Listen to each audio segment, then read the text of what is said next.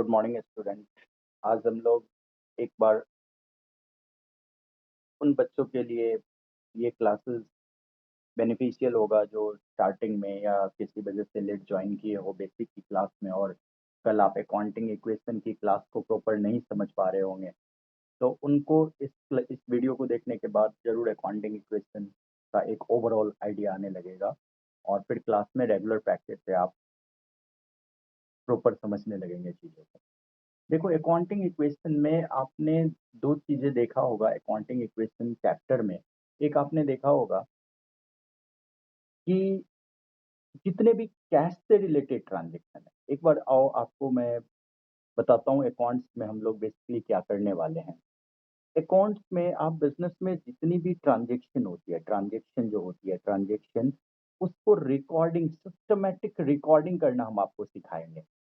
किसी भी व्यापार में जितनी भी लेन देन होती है, लेन देन बोले तो जैसे आपके दुकान है बगल में, उसमें क्या लेन देन होती है? वो सामान परचेज करता है, खरीदता है, बेचता है, रेंट देता है, इलेक्ट्रिसिटी बिल देता है, वेजेस देता है, स्टाफ को सैलरी देता है। तो जितनी भी कोई भी व्यापार में जितनी भी लेन देन होती है, लेन देन जितनी भी होती है, आप अकाउंटेंट हैं, इसका मतलब आप उस लेन देन को प्रॉपर रिकॉर्डिंग करने जा रहे हैं। और आप रिकॉर्डिंग इस तरीके से करेंगे, आप उसका सिस्टमेटिक रिकॉर्डिंग इस तरीके से करेंगे कि अल्टीमेट ऑब्जेक्टिव आपका क्या है कि आप उस व्यापार का अंतिम में प्रॉफिट और लॉस फाइंड आउट कर लेना। प्रॉफिट एंड लॉस निकालना, ये आपकी ऑब्जेक्टिव होगी बिजनेस में। ट्रांजेक्शन को सिस्टमेटिक रिकॉर्ड करके आप पूरे 11th में यही पढ़ने जा रहे हैं कि जितना भी लेन देन है व्यापार का, जैसे आपको देगा कोई मोहन नाम का व्यापारी है, उसने कुछ सामान नगद में खरीदा, कुछ उधार में खरीदा, कुछ सामान नगद में बेचा, उधार में बेचा, कुछ प्रॉफिट पर बेचा, कुछ लॉस पर बेचा, कुछ उसने सैलरी दिया स्टाफ को, कुछ उसने उसने मजदूरी दिया, कुछ इलेक्ट्रिसिटी बिल का पेमेंट किया, किसी ने चेक से पेमेंट किया, इंश्योरेंस बैंक से लोन लिया, इंश्योरेंस प्रीमियम का पेमेंट किया।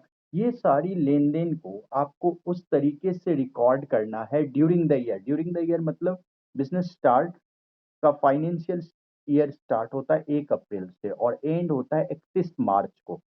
ये फाइनेंशियल ईयर होता है। जैसे आप अभी देखो 21-22 फाइनेंशियल ईयर ओवर हुआ है और 22-23 फाइनेंशियल ईयर स्टार्ट हो चुका है। तो ये फाइनेंशियल ईयर के दौरान व्यापार में जितनी भी लेन देन होती है, ट्रांजेक्शन होती है, उस ट्रांजेक्शन को आपको कैसे साल भर रिकॉर्ड करें प्रॉपर तरीके से डबल एंट्री सिस्टम में, कि साल के अंतिम दिन उस व्यापार की परफॉर्मेंस, यानी क्या वो व्यापार प्रॉफिट हुआ या लॉस हुआ, ये निकाल लेना। मतलब आप एक सिस्टम सीखने जा रहे हो जिससे आप बिजनेस के लेन देन को सिस्टमेटिक रिकॉर्ड करके साल के अंतिम दिन उस बिजनेस की प्रॉफिट और लॉस को निकाल सकते हो। उस सिस्टम का पार्ट है। आपको ट्रांजेक्शन क्वेश्चन में दिया रहेगा, first you have to record it in journal. आप उसको पहली बार जिस बुक में रिकॉर्ड करेंगे उसको हम जर्नल बोलते हैं। जर्नल को सीखने के लिए, जर्नल आप में को सीखने के लिए आप डबल एंट्री सिस्टम बोले तो हर लेन देन का दो साइड को पहचानना पड़ेगा। प्रॉफिट और लॉस को निकालने के लिए आपको बिजनेस का दो टर्म को सीखना पड़ेगा अकाउंट्स में, that is income and expenses. अगर आप इनकम और एक्सपेंसेस को आप पहचानना सीख गए, तो इनकम अगर ज्यादा है किसी बिजनेस में खर्च से, आमदनी ज्यादा है खर्च से, तो बिजनेस में प्रॉफिट होगा। And if expenses is more than income, तो बिजनेस में लॉस होगा। तो आप उसको रिकॉर्ड, इस प्रॉफिट और लॉस को निकालने के लिए पहली बार ट्रांजेक्शन को जिस बुक में रिकॉर्ड करेंगे उसको जर्नल बोलते हैं। और जर्नल से फिर आप अगला एक चैप्टर है, जर्नल के बाद आप लेजर में उसकी पोस्ट करेंगे। लेजर का मतलब जर्नल, देखो जर्नल से जब हम लेजर में पोस्ट करते हैं तो लेजर हर डिफरेंट आइटम का लेजर अलग अलग बनता है। जैसे सेल्स का लेजर अलग बनेगा, परचेज का लेजर अलग बनेगा, सैलरी का लेजर अलग बनेगा, वेजेस का लेजर अलग बनेगा। तो वो लेजर इंडिकेट करता है, वो लेजर हमें ये बताता है कि साल भर में हमने वो काम टोटल कितना किया। जैसे मैं सैलरी दिया, तो सैलरी हमने टोटल कितना पेमेंट किया साल के दौरान। सेल्स का लेजर बताएगा पूरे साल में हमने सेल कितना किया, कुछ नगद किए होंगे, कुछ उधार सेल किए होंगे, लेकिन टोटल सेल कितना किए ये हमें सेल्स का लेजर बता देगा। परचेज का लेजर बता देगा साल के अंतिम दिन हम लेजर को जब बैलेंसिंग करने लगेंगे तो हमें बता देगा साल भर में हमने कितना सामान खरीदा, साल भर में हमने किराया कितना दिया, ये रेंट का लेजर बता देगा। तो आप पूरे साल लेन देन जितनी भी होगी पूरे साल के दौरान, उसको पहले जिस बुक में रिकॉर्ड करेंगे उसको बोलते हैं जर्नल। और उस जर्नल से आप जिस बुक में डेली उसको पोस्ट करते जाएंगे वो क्या कहलाएगा, लेजर।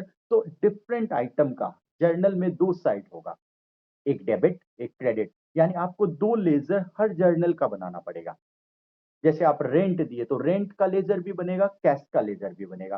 कैश का लेजर साल के अंतिम दिन हमें बताएगा कि हमारे पास अवेलेबल कैश कितना बचा हुआ है, साल भर पैसा आया गया और बचा हुआ कैश कितना है साल के अंतिम दिन, ये हमें लेजर बता देगा।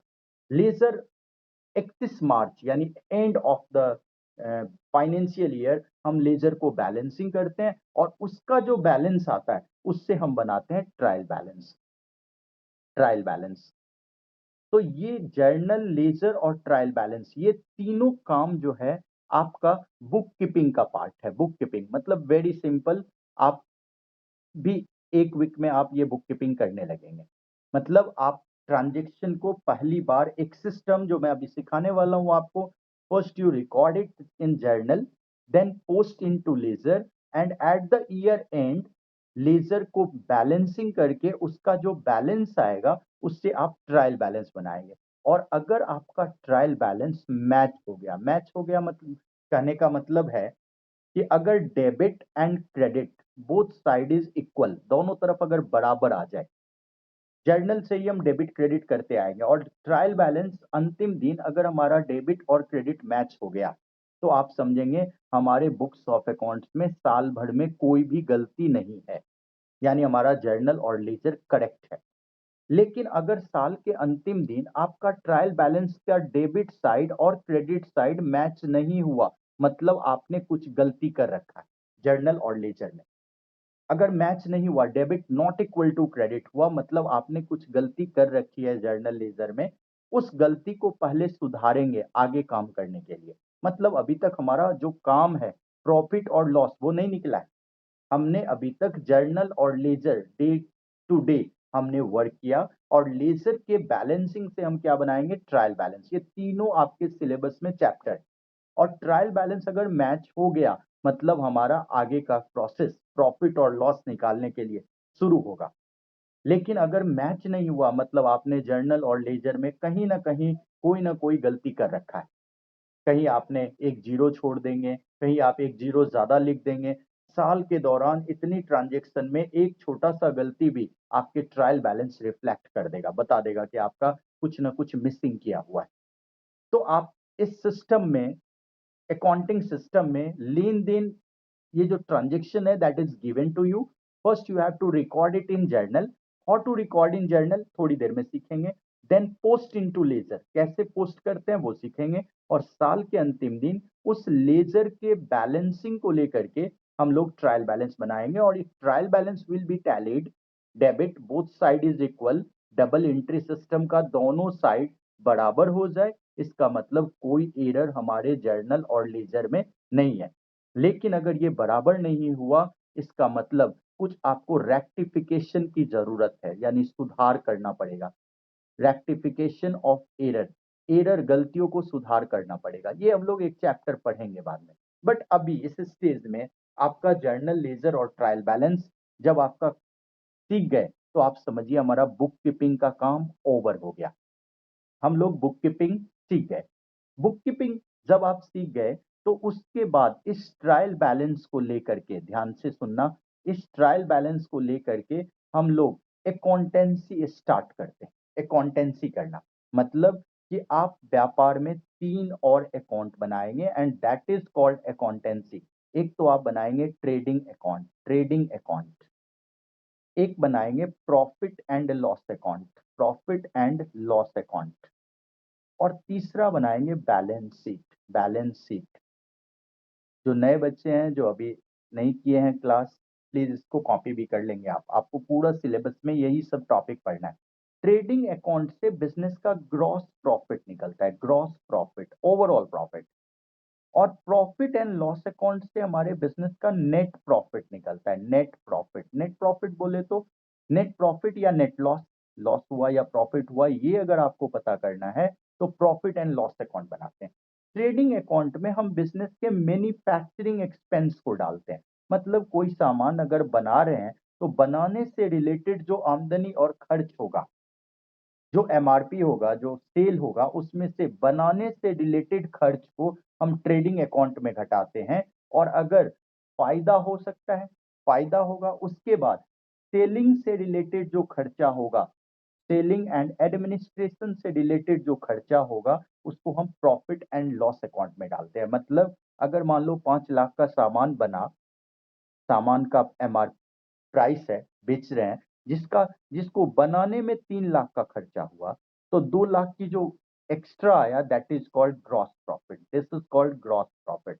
और इस ग्रॉस प्रॉफिट में से सामान को बेचने में, सपोज करो 50,000 का खर्चा हो गया, बेचने में बोले मतलब दिल्ली में मान लो सामान बन रहा है और पटना में बिक रहा है, तो बनाने में जो दिल्ली का खर्चा है वो ट्रेडिंग अकाउंट का पार्ट होगा।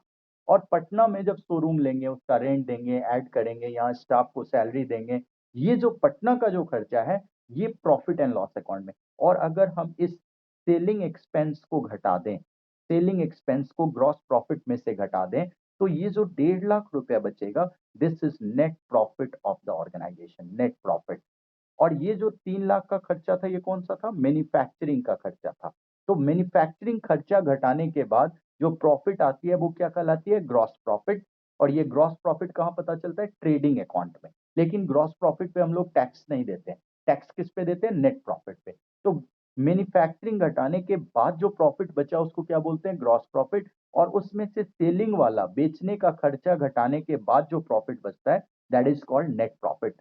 मतलब मेरा आपसे ये बताना है कि ट्रेडिंग और पीएनएल अकाउंट अगर आपको बनाना है तो ट्रायल बैलेंस में 4 बातें दी रहेगी। एक तो इनकम और एक्सपेंस, ये दोनों को अगर आप पहचानना सीख गए, ये दोनों बातें दिया रहेगा कहां पर? ट्रायल बैलेंस में।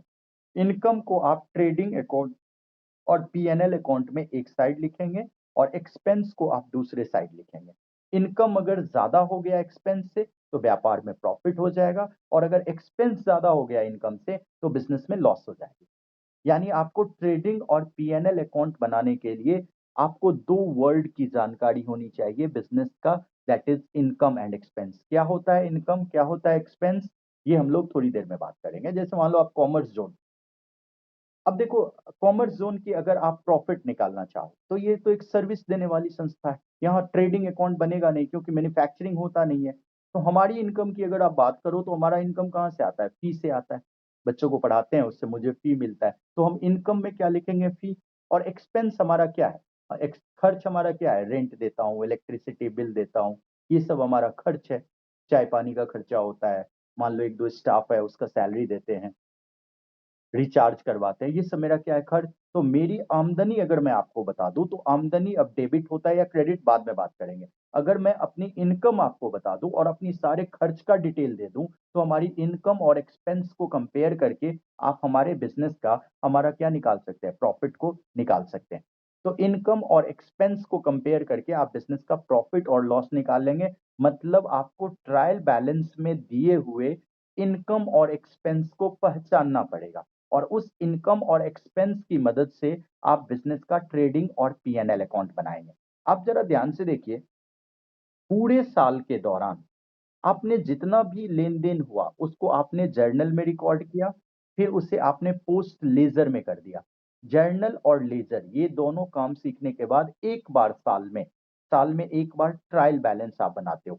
ट्रायल बैलेंस बनाते हो कहने का मतलब कि ट्रायल बैलेंस हम क्यों बनाते हैं? क्योंकि जस्ट चेक करने के लिए कि हमारा जो जर्नल और लेजर है उसमें हमने कहीं गलती तो कोई काम नहीं किया, गलती तो कहीं हमने नहीं कर दिया, अगर हमारा ट्रायल बैलेंस मैच हो रहा है, ये इंडिकेट करता है कि हमारी जर्नल और लेजर में कोई भी गलती नहीं है।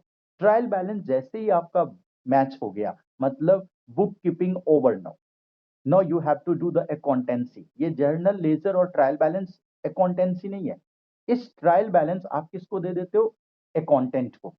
ट्रायल बैलेंस के इनकम और एक्सपेंस को सेलेक्ट करके और ट्रेडिंग और पीएनएल अकाउंट बनाता है। ट्रेडिंग अकाउंट में ट्रायल बैलेंस के उस एक्सपेंस को कंसीडर करता है जो व्यापार में सामान को बनाने से संबंधित हो, और प्रॉफिट एंड लॉस अकाउंट में उस एक्सपेंस को कंसीडर करता है जो व्यापार में सामान को बेचने से संबंधित हो। मतलब आपको यहां पर यह देखना है कि जो मैन्युफैक्चरिंग से रिलेटेड एक्सपेंस होगा that is a part of trading account, और जो सेलिंग से रिलेटेड एक्सपेंस होगा that is a part of profit and loss account. तो आपको दिस इज कॉल्ड, इसी को आप आगे जाकर के क्या बोलेंगे? आप इसको बोलेंगे फाइनल अकाउंट। फाइनल अकाउंट आपके बुक में इस चैप्टर का नाम है फाइनल अकाउंट। मतलब आपको पूरे 11th के सिलेबस में जर्नल, लेजर, ट्रायल बैलेंस, ये तीनों तो सीखना ही है। और ट्रायल बैलेंस जब मैच हो गया तो आपकी जर्नल और लेजर में कोई गलती नहीं है। और इस ट्रायल बैलेंस में 4 बातें लिखी रहती है, जिसमें से 2 बातों से आप क्या बनाएंगे? ट्रेडिंग और पीएनएल। और एक आपको और बैलेंस शीट दिख रहा होगा। बैलेंस शीट का मतलब होता है किसी भी बिजनेस का financial position. Financial position, financial position किसी भी बिजनेस का या किसी भी आदमी का फाइनेंशियल पोजीशन आपको जानना हो, मैं उस आदमी का अगर आपको एसेट्स बता दूं, प्रॉपर्टी कितना, और उसका मैं आपको लाइबिलिटी बता दूं, लाइबिलिटी कि कितनी उसका उधार है, अगर आप ये 2 वर्ड सीख गए तो आप किसी भी बिजनेस की बैलेंस शीट को आसानी से बना सकते हैं। एसेट्स और लाइबिलिटी अगर आपको पता चल जाए क्या होता है, तो आप किसी भी बिजनेस की फाइनेंशियल पोजीशन पता कर सकते हैं। जैसे मैं एग्जांपल आपको बता रहा हूं कि अगर आप किसी बिजनेस का, किसी भी आदमी का प्रॉपर्टी के बारे में आपको पता है, अगर किसी आदमी का प्रॉपर्टी है 50 लाख का, जो वो उधार लेकर के 40 लाख उधार लेकर के बनाया, 50 लाख की प्रॉपर्टी 40 लाख उधार लेके बनाया, इसका मतलब वो अपने घर से पूंजी कितना, कैपिटल पूंजी कितना लगाया? 10 लाख रुपए। इसका मतलब आई कैन से कि उसके बिजनेस में 80% कवरेज किसका है? डेप्ट का, बाहर वाले से लोन लिया हुआ है। सिर्फ 20% वो आदमी का अपना पैसा लगा हुआ है बिजनेस में। ये बिजनेस की फाइनेंशियल पोजीशन आप क्या बोलोगे? सर बहुत ज्यादा उधार है। अगर मैं आपसे पूछूं तो आप बोलोगे बहुत ज्यादा उधार है, 80% तो लोन लेकर के बिजनेस को चला रहा है, financial position is not good. अगर लेकिन किसी बिजनेस में आप मुझे बताइए, अगर इसमें लाइबिलिटी सिर्फ 5 लाख का होता, इसका मतलब मालिक का पैसा बिजनेस में कितना है? 45 लाख रुपए। अगर ये बिजनेस की पोजीशन देखे तो 90% बिजनेस में कवरेज ऑनर का, यानी हमारी प्रॉपर्टी में कितना पैसा मेरा लगा हुआ है और कितना पैसा हम उधार लेकर के बनाए हैं, ये बात पता चलता है बैलेंस शीट में। ये आदमी अगर आपके पास भी आए, आप अभी कॉमर्स स्टार्ट किए हो, ये आदमी अगर आपके पास आए और आपसे 25 लाख मांगे तो आप शायद डिसीजन ले सकते हो कि दे सकते हैं, क्योंकि आज के डेट में अगर ये बिजनेस बंद भी हो जाए तो ये बिजनेस फाइनेंशियली स्ट्रांग है। क्योंकि मान लो 50 लाख की एसेट है, अगर बेचने जाओगे तो मान लो 45 लाख में बिकेगा। लाइबिलिटी 5 लाख का है, इस पर ब्याज वगैरह जोड़ के मान लो 10 लाख देना पड़े, तब भी 45 में से 10 का पेमेंट होगा, 35 लाख बचेगा बिजनेस के पास, जिससे 25 लाख का पेमेंट करना पॉसिबल है, दे सकता है, वो वापस कर सकता है। मतलब बिजनेस फाइनेंशियली कितना स्ट्रांग है, इस बात को देख समझने के लिए आपको बैलेंस शीट देखना पड़ेगा, और बैलेंस शीट को जानने के लिए आपको फाइनेंशियल पोजीशन को चेक करने के लिए आपको एसेट्स और लायबिलिटी कोई बता दे तो आप समझ जाएंगे कि ओनर की कंट्रीब्यूशन उस बिजनेस में कितनी है। क्योंकि देखो, जब आप बैंक में या किसी भी आदमी के पास आप कोई लोन लेने जाते हो तो आपका 2 चीज वो चेक करता है। दिस इज, यही काम हम लोग अभी करने जा रहे हैं। एक तो पूछता है आपकी कमाई क्या है, कमाई से क्या पता चलता है कि वो रिपेमेंट कर पाएगा कि नहीं कर पाएगा। दूसरा आप क्या पता करते हो, उसकी फाइनेंशियल पोजीशन कैसी है। अगर पोजीशन स्ट्रांग है, कमाई थोड़ी कम भी है, चलो वापस कर देगा। अगर पोजीशन खराब है, फाइनेंशियल पोजीशन खराब है, कमाई अच्छी है, तब भी आपको लगता है चलो शायद कमा करके दे देगा। मतलब आप कभी भी किसी भी बैंक में लोन लेने भी जाते हो तो आपसे बोलता है आप अपना प्रॉफिट एंड लॉस अकाउंट लेके आइए और अपना बैलेंस शीट लेके आइए, और आप 11th क्लास में वही इंपॉर्टेंट वर्क करने जा रहे हो। आप किसी बिजनेस की प्रॉफिट है या लॉस है, मतलब उसकी कमाई क्या है, इसको जान निकाल रहे हो, और उस बिजनेस की फाइनेंशियल पोजीशन क्या है, मतलब उस बिजनेस की प्रॉपर्टी में ऑलरेडी लोन कितना है। अगर लोन किसी बिजनेस में पहले से ज्यादा होगा, ओवर डेप्थ होगा, तो वहां पर आपको फाइनेंशियली बिजनेस क्या होगा, वीक होगा, क्योंकि लोन पर आपको पता है लोन डे बाय डे बढ़ते चला जाएगा, इंटरेस्ट लगता है, और एसेट की value day by day use करने की वजह से डेप्रिसिएट होते जाएगा, कम होते जाएगा। और बिजनेस अगर फाइनेंशियली स्ट्रांग नहीं है तो उसकी survival long period of time तक नहीं हो पाएगी। तो किसी बिजनेस में एसेट और liability, once you understand the asset and liability of any business, you can find out the financial position of the business। आप कई बार ये नॉर्मल हम लोग यूज करते हैं, अगर किसी आदमी के पास अच्छी खासी प्रॉपर्टी है और उसका कोई उधार नहीं है तो आप क्या बोलते हो, फाइनेंशियली बहुत स्ट्रांग है। क्यों? क्योंकि कोई लोन नहीं है और बहुत सारी प्रॉपर्टी है उसके पास, यानी सारा का सारा कैपिटल है, खुद का पैसा है उसका उसका और अगर आपको, यानी अगर पूरी बात, and this is called final accounting, या ऑब्जेक्टिव क्या होता है कंटेंट का, कि इस सिस्टम को सीख करके और अल्टीमेटली साल के अंतिम दिन बिजनेस की प्रॉफिट क्या हुई और लॉस क्या हुई ये चेक करना। और ये प्रॉफिट और लॉस वंस यू अंडरस्टैंड, तो आप गवर्नमेंट को इसी प्रॉफिट पर टैक्स देते हो, टैक्स पे करते हो। और अगर लॉस हुआ तब भी आपको, अगर गवर्नमेंट को बताते हो तो इस लॉस का एडवांटेज अगले साल मिलता है। मान लो इस बार 50,000 का लॉस हो गया, तो नेक्स्ट ईयर अगर 2 लाख कमाएंगे तो ये 50,000 के लॉस को सेट ऑफ करके सिर्फ 1.5 लाख पर ही टैक्स देना पड़ेगा। ये लॉस कैरी फॉरवर्ड हो जाता है, and next year that loss will be set off and you have to pay tax on only on remaining amount. तो कहीं ना कहीं आप इंपॉर्टेंट वर्क करने जा रहे हो कि किसी बिजनेस की लेन देन को एक सिस्टम से रिकॉर्ड करके और साल के अंतिम दिन उस बिजनेस की परफॉर्मेंस आप पता करते हो, साथ साथ उसकी फाइनेंशियल पोजीशन पता करते हो।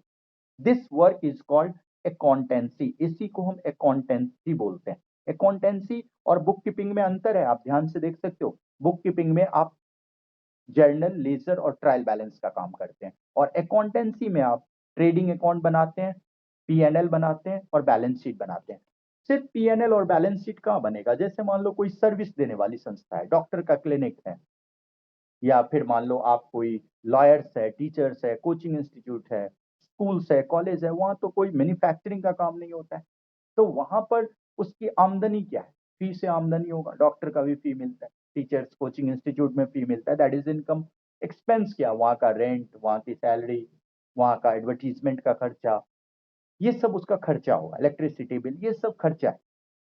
और एसेट्स और लाइबिलिटी, अगर मैं आपको यहां पर एक और बात पहले डिस्कस कर लेते हैं। अकाउंटेंसी जब खत्म हो जाता है, बुक कीपिंग खत्म हुआ, तो आपने क्या स्टार्ट किया, अकाउंटेंसी, और अकाउंटेंसी जब खत्म होगा तो आप स्टार्ट करोगे ऑडिट। ऑडिट का मतलब कि जो अकाउंटेंट ने परफॉर्मेंस टैक्स देने के लिए जब हम गवर्नमेंट के पास गए, तो गवर्नमेंट, सरकार कहती है कि आपका जो अकाउंटेंट प्रॉफिट बता रहा है वो प्रॉफिट करेक्ट है कि नहीं, वो प्रॉफिट सही है कि नहीं। क्योंकि आप जरा सोचो, थोड़ा भी एक्सपेंस, आप अभी देखोगे एक्सपेंस, एसेट, लाइबिलिटी और इनकम को पहचानने लगोगे तो बहुत चीजों में सिमिलैरिटी होती है। अकाउंटेंट अगर थोड़ा भी गलती करेगा तो बिजनेस की करेक्ट प्रॉफिट नहीं आएगा, प्रॉफिट गलत हो जाएगी। बिजनेस का एसेट लाइबिलिटी को पहचानने में, इनकम एक्सपेंस को पहचानने में गलत करेगा तो बिजनेस की फाइनेंशियल पोजीशन यानी बैलेंस शीट करेक्ट नहीं, ट्रू फाइनेंशियल पोजीशन नहीं बताएगा। तो ऑडिट में होता यह है कि आपने जो प्रॉफिट निकाला, आपने जो आप जो फाइनेंशियल पोजीशन बता रहे हो, जो अकाउंटेंट बता रहा है, वो हमारे अकाउंटिंग स्टैंडर्ड, हमारे कंपनी लॉ के अकॉर्डिंग प्रॉफिट, लॉस और फाइनेंशियल पोजीशन है कि नहीं, ये चेकिंग करने का काम ऑडिट के अंदर आता है। मतलब जब हमारा प्रॉफिट निकल गया, हमारा बैलेंस शीट बन गया, अकाउंटेंट बना दिया, तो उस प्रॉफिट और उस फाइनेंशियल पोजीशन को चेक करने का काम कि ये सही है या नहीं है। गवर्नमेंट भी, बैंक भी तभी आपके प्रॉफिट को मानेगा या आपकी फाइनेंशियल पोजीशन को मानेगा जब उस पर कोई चार्टर्ड अकाउंटेंट सीए चेकिंग करके और उस प्रॉफिट और उस फाइनेंशियल पोजीशन को अप्रूव कर देता है। इस काम को आप कई बार सुने भी होंगे कि अभी बैंक में कोई अगर होंगे आपके, अभी ऑडिट चल रहा है, अभी कंपनी में ऑडिट चल रहा है, मतलब पूरे साल जो अकाउंटेंट ये रिकॉर्ड किया, ये रिकॉर्डिंग उसका करेक्ट है कि नहीं, ये जो प्रॉफिट बता रहा है वो प्रॉफिट कितना सही है, इस चीज को चेक करने के लिए आप ऑडिट का वर्क होता है। और ये ऑडिट कौन करता है? Chartered accountant. तो अब मैं एक बात आपको इस थ्योरी में बोल सकता हूं कि जब बुक कीपिंग आप सीख जाएंगे तो अकाउंटेंसी सीखेंगे, और अकाउंटेंसी जब आप सीख जाएंगे तो ऑडिट स्टार्ट करेंगे। आपको 11th क्लास में सिर्फ बुक कीपिंग और अकाउंटेंसी, ये दो काम ही आपको सीखना है। मतलब अगर मैं आपको मेजर बात बताऊं यहाँ पे, if you understand the 4 terms, 4 term अगर आपको समझ में आ गया, क्या क्या? इनकम और एक्सपेंस अगर आप समझ गए तो आप प्रॉफिट और लॉस निकाल सकते हैं व्यापार का। और अगर आपको मैं एसेट और लायबिलिटी समझा दूं तो आप बिजनेस का बैलेंस शीट बना सकते हैं, बिजनेस का बैलेंस शीट आप बना सकते हैं और बिजनेस की फाइनेंशियल पोजीशन को निकाल सकते हैं। आप जर्नल भी कर सकते हैं अगर आपको ये 4 टर्म समझ में आ गया, इनकम, एक्सपेंस, एसेट और लायबिलिटी। ये चारों बात अगर आपको समझ में आ गया तो आप जर्नल, लेजर और ट्रायल बैलेंस, ये तीनों करेंगे। और इस ट्रायल बैलेंस के बाद आप ट्रेडिंग, प्रॉफिट एंड लॉस और बैलेंस शीट बना सकते हैं। ये जो काम होता है, जर्नल, लेजर और trial balance, that is called book keeping. और ये ट्रेडिंग, पीएनएल और balance sheet, that is called accountancy. तो आप बुक कीपिंग और अकाउंटेंसी दो चीज को सीखने के लिए आपको 4 टर्म समझना पड़ेगा, that is income, expense, assets and liability. जैसे आप इनकम, एक्सपेंस, एसेट और लायबिलिटी को समझेंगे वैसे आप जर्नल करने लगेंगे, और जर्नल करते ही फिर लेजर, ट्रायल बैलेंस, और जब लेजर और ट्रायल बैलेंस हो जाएगा, बुक कीपिंग ओवर। और उसके बाद उस ट्रायल बैलेंस के हेल्प से आप ट्रेडिंग, पीएनएल और बैलेंस शीट बनाएंगे, और आपकी जो प्रॉफिट आई है, आपका जो लॉस आया है, आपका जो फाइनेंशियल पोजीशन है, वो as per company law, as per accounting standard है या नहीं है, इस चीज को चेक करने के लिए हम जो काम करेंगे, that work is called audit. तो हम लोग जर्नल करना स्टार्ट करेंगे। नेक्स्ट वीडियो में आपको जर्नल करने के जो रूल्स हैं और अकाउंटिंग इक्वेशन का जो रूल्स है, ये दोनों मैं आपको इसमें बताऊंगा। Thank you.